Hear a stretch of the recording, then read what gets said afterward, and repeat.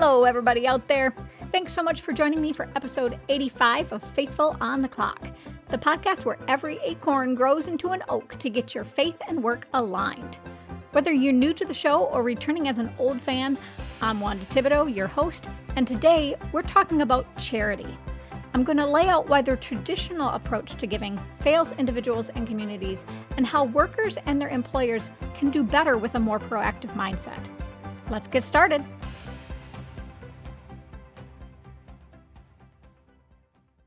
So, when you think of charity, what do you think of? Do you get a picture in your head of maybe giving change to somebody on the street? Maybe volunteering at a homeless shelter or having your company donate toys at Christmas?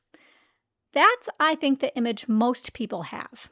And even though you can have a lot of different ways to give, there's kind of this formula where, we try to look around and see where there's an obvious big gap and then fill that gap, right? And if you think about it, that's a very corporate, very business-oriented way of looking at charity. We take that same fill-a-need perspective when we're trying to design new products and innovate. Now, I do not want to say that there's anything bad about recognizing when people are in severe need, okay? We have scriptures like 1 John 3:17, which says, "But if anyone has the world's goods and sees his brother in need, yet closes his heart against him, how does God's love abide in him?" James 1:27 says, "Religion that is pure and undefiled before God the Father is this, to visit orphans and widows in their affliction and to keep oneself unstained from the world." And there are other verses that talk about, leaving some grain for the poor when you harvest. And of course, there's the story of the Good Samaritan in Luke 10, verses 25 through 27, which teaches us not only to be loving, but also that sometimes the people who are the most charitable are not the people we would expect.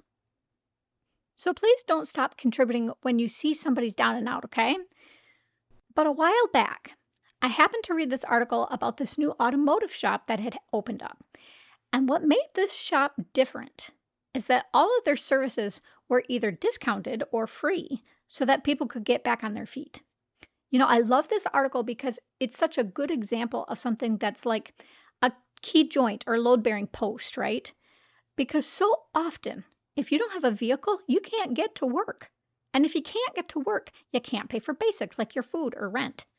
So if you make sure people have this little bit of help early on, you can often stop their situation from snowballing into circumstances that are a lot worse. And so this is a very different way of helping people. It's much more proactive. It doesn't wait until people are on their last chip to intervene. So that is really what I see as the crux of the problem with charitable giving right now. It's very reactive rather than proactive. We're not very good at identifying the points where we could help people out of the gate. And I think the reason for that is that we've been told the script for giving is the soup kitchen for so long that we just default to it. We don't think creatively about it. Or alternately, what I see a lot is that companies keep on supporting the same community charities and programs every single year, kind of taking an "if it ain't broke, don't fix it" attitude. And that's not always bad because programs need sponsors they can count on. But what sometimes happens is that the routine established around giving creates a bias or blind side around other community problems that aren't being handled. And it can end up hurting communities and individuals because then the businesses are not responding to the immediate needs that have cropped up, or they're not looking ahead to how new issues could potentially cause harm down the line. If you want to put that in business terms, it means that the individuals or groups within that community can't respond in an agile, flexible way to whatever gets thrown at them. Now, this stop the snowball idea is not new. For example, there are studies that show that access to education lowers the risk of someone getting into trouble with the law and going to jail. But I think what happens is that people let the concepts of personal autonomy, grit, and capitalism all interfere with being proactive. There's this notion, I think, that the very fact that people are in trouble somehow proves that they didn't play the game well enough, that they didn't give it everything they had. And so when things start to get shaky for someone, our tendency is to basically just tell them to suck it up and bootstrap and try harder. We put the moral or knowledge or effort failure all on them and tell them that it's their responsibility to figure it out. And to me, that's like walking up to the guy who got robbed on the road to Jericho and telling him he's not allowed to ask for help until he's bandaged all of his own wounds, or that it's his fault for getting beat up because it was his decision to take that road in the first place. And so I really want to challenge that perception. And I talked about this in episode 12 about grit, but there are so many people doing everything they can, genuinely trying their hardest, and it's still not enough. I'll have links in the show notes for everything here, but 61% of people in the United States live paycheck to paycheck right now. And just to be clear, that also includes people who make decent money because of things like school debt and whatnot. 30% wouldn't be able to cover 3 months of expenses if an emergency happened, and another 22% has no emergency savings at all. There is no state in America where a person can work a minimum wage job and still cover rent for a 2-bedroom apartment now, okay? So we all really need to understand that a lot of people are in a really precarious place, and they just need a little bit of charity to prevent a massive spiral. They don't necessarily need months of help or a lot of manpower. A lot of the time, it's just a few $100 one time. So when we look at our communities or at individuals, I don't think the right question is, how bad is it? I think the right question is, what do you need to make sure it doesn't get worse? Probably the best example I can give is healthcare. In America, our system is incredibly reactionary. Often you have to have a medical issue causing real interference with your life before insurance will step in and pay for care. So people have to wait and wait until they're in serious pain or real physical danger before they can get help. But within all of this, we have to be willing to read between the lines sometimes. Because what happens a lot too is that pride gets in the way. Because we have this perception that people should be able to make it independently, people don't want to admit that they're in trouble. And a lot of the time, they go to great lengths to hide the fact that they need help. They're embarrassed and ashamed about it. So they don't talk about it, or if they do, they minimize everything and pretend they can handle it. And sometimes they're knocked down so bad, they're disoriented or knocked out and they can't ask for what they need. The people who need the help aren't always going to make noise. And in those times, they need you to look down in the ditch. This is where it becomes your job to keep your eyes open as you travel to Jericho. Or better yet, you go early and get out ahead of the thugs so they don't put anybody in the ditch in the first place.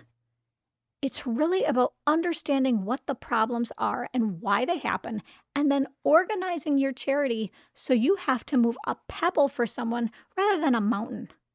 I hope that all makes sense. So what I'd like to challenge you to do as an individual or organization is, of course, keep giving to the people who really are hard up. But then rewind the tapes, as they say. Ask people how they got where they are and try to figure out what some of the biggest common denominators are that cause trouble. And then try to find organizations that are targeting those common denominators. Or if those organizations aren't in place, create a team of your own that can start to tackle that problem. And to go back to that auto shop example, part of this is also seeing the talent around you. One of the things leaders learn really fast is that they're not good at everything and that they have to delegate to make good things happen.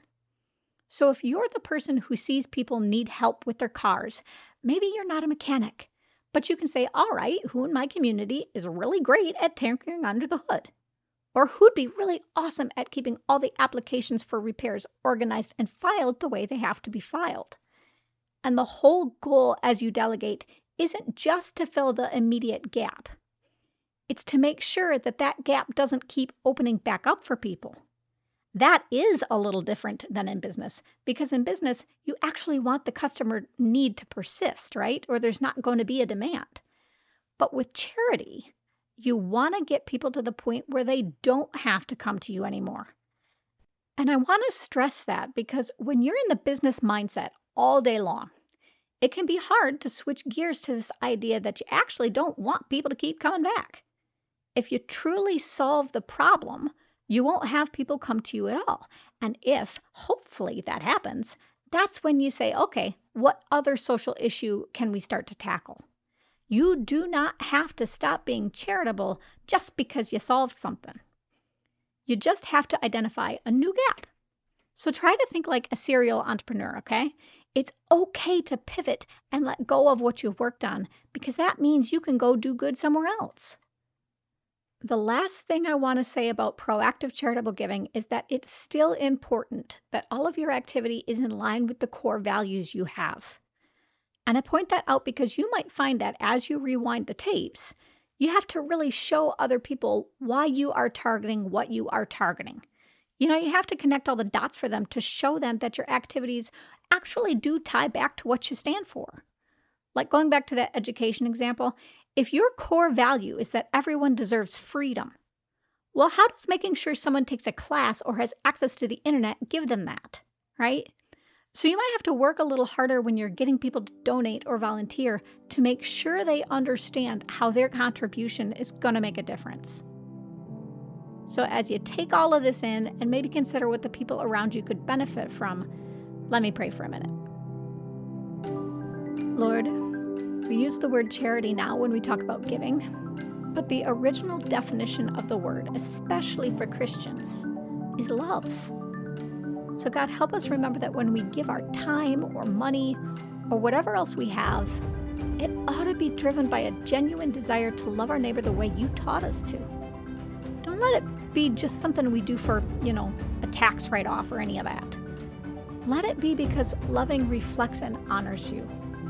And Lord, direct people the right way. Get their biases out of the way so that they can rewind the tapes all the way to the beginning. In Jesus' name I pray. Amen. It's time for me to wrap it up already, listeners.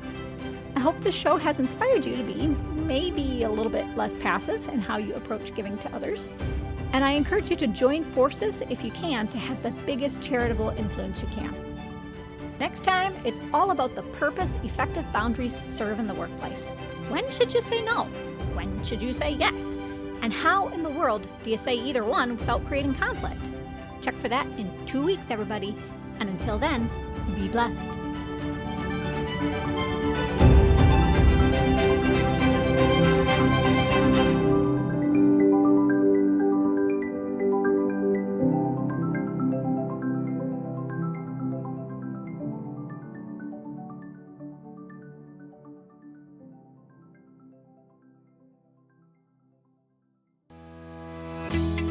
Like what you heard and want even more great Christian business content? Head on over to patreon.com/faithfulonthe-clock to become a supporting member for the show. You'll get access to options like early episode access, bonus episodes, videos, Bible studies, curated articles, and more in a tier plan that's right for you. Show your support for this podcast, and remember, enormous change can start with you.